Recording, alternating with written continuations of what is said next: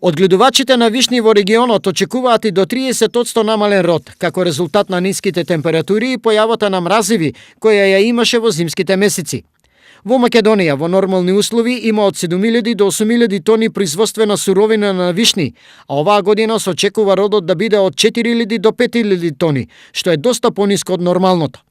Во Штипскиот и Карвински регион годинава се очекуваат околу 1500 тони вишни, наместо вообичаените 2000. Инаку бербата на плантажите со вишни се очекува да започне на 10 јуни. Иако најголемиот дел од вишните од овој регион се извезуваат во Франција, Белгија и Германија, добра вест за овдешните жители е симнувањето на забраната за увоз на коцкесто овошје од страна на Русија.